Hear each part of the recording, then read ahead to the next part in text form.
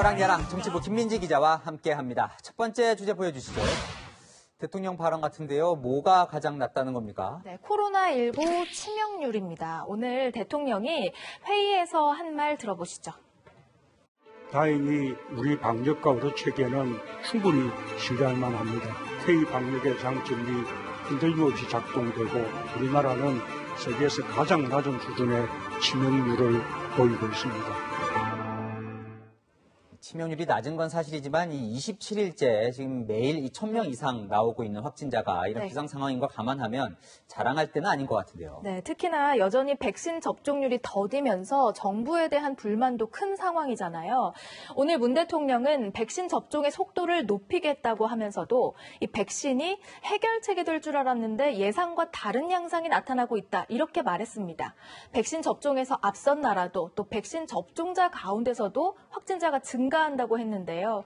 백신 접종이 더디다는 비판에 대한 일종의 반박으로도 들릴 수 있는 대목입니다. 물론 과도한 불안을 막아야 하는 게 대통령 역할이지만 또 이 메시지 혼선 지적이 계속 있어 왔어요. 그렇습니다. 대통령의 희망론 뒤에는 섣불렀다는 평가도 있었습니다.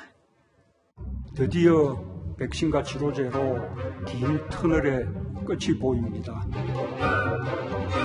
오늘 0시 기준 673명은 이번 3차 유행 가운데 가장 큰 수치입니다. 방역 관련 질문하실 분만 그 말을 들어주시기 바랍니다. 방역은 너무 잘하니까 별로 질문이 없으신 거예요?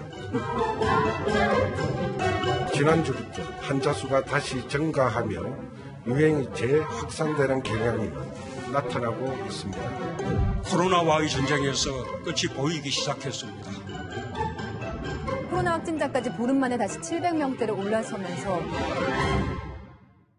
다행이다, 충분하다라는 말은 국민이 실제로 그렇게 느낄 수 있을 때 하는 게 어떨까요? 네, 다음 주제 보겠습니다. 자, 부정식품 윤석열 전 검찰총장 발언이 또 시끌시끌합니다. 그렇습니다. 검사 시절 자유주의 경제학자 밀튼 프리드먼이 쓴 선택할 자유에 감명을 받았다면서 식품 단속을 예로 들며 한 발언이 논란이 됐는데요. 직접 듣고 판단해 보시죠. 먹으면은 사람이 막 병 걸리고 죽는 건 몰라도 이런 부정식품이다 보면 아니 없는 사람은 그 아래도 선택할 수 있게 더 싸게 먹을 수 있게 해줘야 된다. 이 형편이 어려운 사람을 위한 이 선택권을 주기 위해서 과도한 규제를 없애야 된다. 이게 이제 취지인데 하지만 이 없는 사람은 부정식품을 먹어도 된다. 이렇게 해석될 소지가 있다는 거죠. 네, 맞습니다. 여당은 거세게 비판했습니다. 대통령 후보에 도전하면서 이런 말을 할 수 있다는 것이 도저히 믿을 수가 없습니다. 영화 설국열차에서 꼬리칸에 배급된 단백질 양갱이 용인되는 사회를 만들자는 것입니까? 여권 대선 주자들은 눈을 의심했다, 위험한 인식이다 이렇게 비판했고 당내 경쟁자인 유승민 전 의원도 가난하다고 부정식품을 먹게 할 수는 없다면서 평소 철학이 의문이라고 했습니다.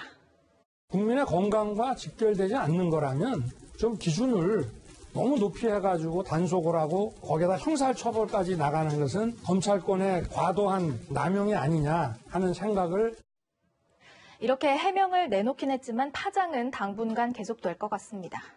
본인은 억울할 수도 있겠지만 발언 하나하나가 이제 검증 대상이 될 수밖에 없죠. 네, 안 그래도 김기현 국민의힘 원내대표는요. 윤석열 전 총장이 정치인이 된 이상 이 정제된 용어를 사용할 필요가 있다고 말했는데요. 이 시점에서 윤 전 총장이 좀 새겨들을 필요가 있지 않을까 싶습니다. 본인의 생각을 시원시원하게 말하는 이 사이다 발언도 해야 하고 그러면서도 또 말을 조심해야 하는 쉽지 않은 무대 위로 올라선 거겠죠. 여랑야랑이었습니다.